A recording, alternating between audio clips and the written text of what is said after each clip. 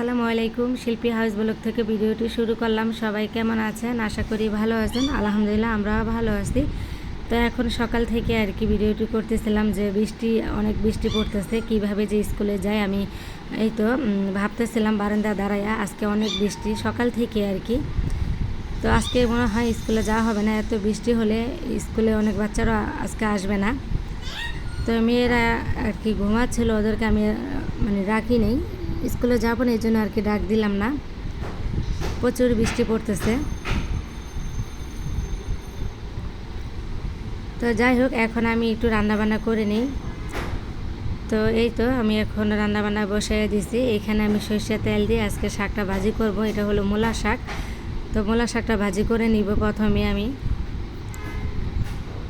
আজকে আমি সরষের তেল দিয়ে আর কি রান্নাটা করব। সব সময় তো সয়াবিন তেল দিয়েই করি। তো আজকে ভাবলাম যে আচার বানানোর জন্য না অনেক তেল নিয়ে আসছিলাম।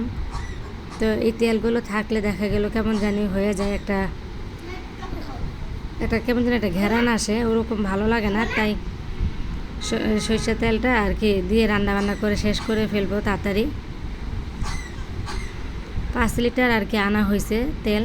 তো আমি বলছিলাম যে আমাকে 2 লিটার দিলেই হয়ে যেত। তো এখানে আমাকে 5 লিটার দিছে, অনেক বেশি সরষের তেল আনা হয়েছে। এগুলো দিয়ে আমি আর কি রান্নাবান্না করে নিব। প্রতিদিনই রান্না করতে করতে শেষ হবে।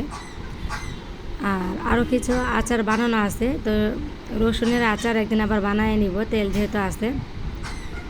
তো এখন আমি এই যে টমেটো ফ্রোজেন করে রাখছিলাম, সেইখান থেকে কিছু 2 টুকরা টমেটো এখানে আমি দিলাম। আজকে বোয়াল মাছটা ভুনা করব পেঁয়াজ টমেটো দিয়ে। আর পাশের চুলা বেগুন ভাজতেছিলাম। আজকে বেগুন ভাজা আর বোয়াল মাছ ভুনা করে নিতে আসি।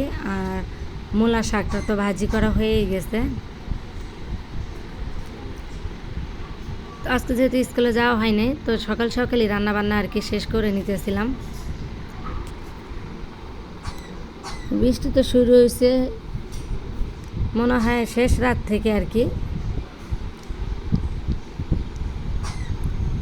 3টা কি ভোর 3টা অথবা 4টা থেকে শুরু হয়েছে। এখনও বৃষ্টি কমতেছে বাড়তেছে এরকম অবস্থা। তো এত বৃষ্টি হলো তো স্কুলে আর কি যাওয়া যায় না। 2টা বাচ্চা নিয়ে স্কুলে যাব, দেখা গেল কষ্ট করে স্কুলে গেলাম, তবে ওরকম কোনো বাচ্চা কাচ্চা আর কি আসবে না, ক্লাস করবে না, এত বৃষ্টিতে কে আসবে। এই জন্য আর কি আমিও যাই নাই। আর ঠান্ডা পেয়ে মেয়ের আর কি ঘুমাচ্ছিল। তো এই তো রান্নাটা আমার শেষ হলো। এখানে বোয়াল মাছটা ভুনা করলাম, ভুনা করা হয়ে গেছে। তো রান্নাঘরটা আমি আর কি পরিষ্কার করে নিব। তো রান্না বান্না শেষ হলো। মূলা শাক ভাজি করছি, তারপর বেগুন ভাজি আর বোয়াল মাছ ভুনা। আর এখানে যে মূলা আলু দিয়ে একটু কষিয়ে এমনিতেই কষিয়ে একটু রান্না করলাম। আর খিচুড়ি রান্না করছিলাম সকালে। তো সকালে খিচুড়িটা আর কি দেখাতে পারিনি। সকালে খিচুড়ি রান্না করে ডিম ভাজা দিয়ে আর কি সকালে আমরা নাস্তা করছি খিচুড়ি দিয়ে। এই ঠান্ডার মধ্যে তো খিচুড়ি অনেক মজা, এই জন্য খিচুড়ি দিয়ে নাস্তাটা করে নিলাম। তো দুপুরে রান্না বান্না শেষ করে এখন আমি বারান্দায় আসলাম। বারান্দায় এই যে এমনিতে অনেক পানি আর কি উঠে গেছে, বারান্দায় পানি চলে আসছে। পানিগুলো আর কি আমার মুছতে হবে। তারপরে প্রথমে আমি জানলাগুলো মুছে নিই, জানলার অবস্থা খুবই খারাপ। তো কাপড়টা ভিজিয়ে তারপর আর কি মুছবো। প্রথমে আমি শুকনা করে মুছতেছিলাম।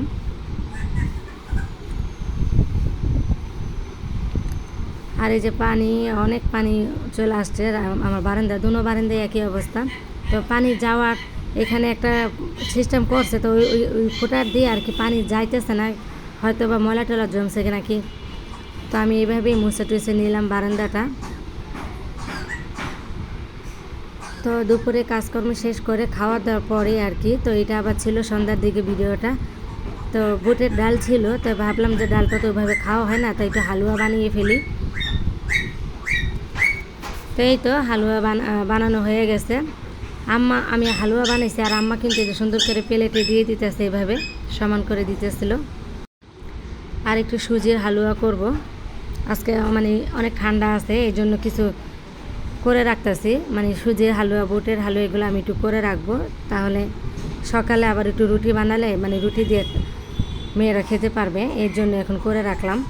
আর একটু পায়েসও করছি। আর এখন এটা হলো সন্ধ্যার পর, এটা হলো এখন বাজে 8টার মতন বেজে গেছে, রাত 8টার মতন। তা আমার আম্মা আবার একটু মুয়া বানাচ্ছিল। আমি বলছিলাম যে আখের গুড় আছে, গুড়টুকু দিয়ে আর কি একটু মুয়া বানায় দিয়ে যাও, আম্মা তো আবার বাড়িতে চলে যাবে।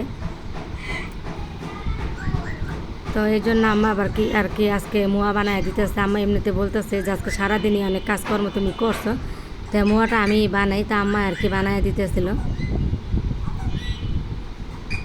রোজার মধ্যে যে আখের গুড় নিয়ে আসছিলাম শরবত খাওয়ার জন্য, সেই গুড়গুলো না এখনও আছে, এমনিতে খাওয়া হয় না আখের গুড়, তাই ভাবলাম যে আজকে একটু মুয়া বানিয়ে নিই, তাহলে খাওয়া হয়ে যাবে।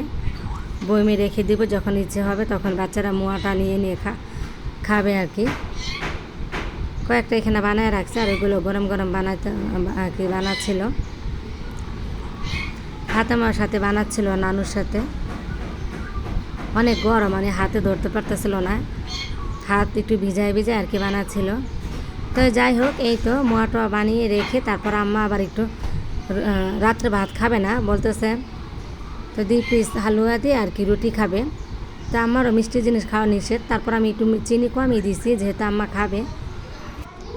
তো রাত্রে আবার আমি ভাত খাই না, তা আম্মার সাথে আর কি আমি রুটি খাচ্ছিলাম। আর আমাদের খাওয়া দেখে আবার তন্নি বলতেছে আমি একটু রুটি খাবো। তো তন্নিকে আমি ভাত খাওয়াই দিব, ওকে বললাম তুমি নয় 2-1 পিস খাও, তারপর আমি তোমাকে ভাত খাওয়া দেবো। যেহেতু এখন না খেয়ে ঘুমিয়ে থাকলে আবার সকালেও কিন্তু না খেয়ে স্কুলে চলে যায়, এর জন্য ওকে আমি আর কি এখন ভাত খাওয়াই দিব। এই তো ভিডিওটি এখন রাখবো। সবাই ভালো থাকবেন, সুস্থ থাকবেন, শিল্পী হাউজের ব্লগের পাশে থাকবেন। আসসালামু আলাইকুম, আল্লাহ হাফেজ।